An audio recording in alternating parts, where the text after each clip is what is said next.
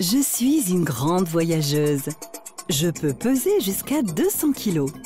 J'ai une carapace en béton. Je suis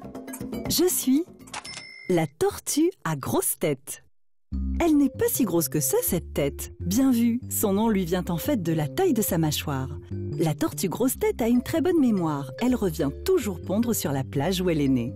Mais la plupart des tortues nées sur le caillou préfèrent vivre leur vie en Australie. Savez-vous qu'il existe un point commun entre la tortue à grosse tête et un smartphone? Tous les deux sont équipés d'un GPS. Elles vont suivre une ligne invisible à l'œil nu qui va leur permettre, comme un GPS, de se diriger dans la mer. En Nouvelle-Calédonie, il a été prouvé que les tortues grosses têtes vont se nourrir en Australie, pour celles qui sont nées en Nouvelle-Calédonie, et il y a des tortues qui sont nées en Australie qui viennent vivre en Nouvelle-Calédonie.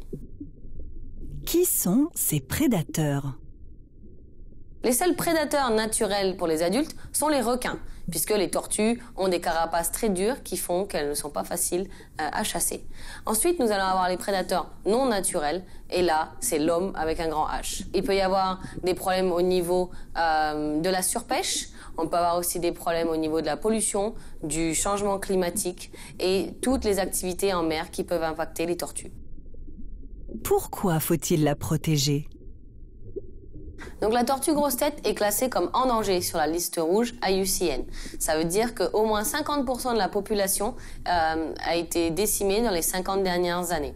Pour aider à sauvegarder les tortues marines, les gestes principaux seraient bien sûr de ramasser les déchets qui sont sur les îlots, puisque les tortues peuvent confondre ça avec leur alimentation générale.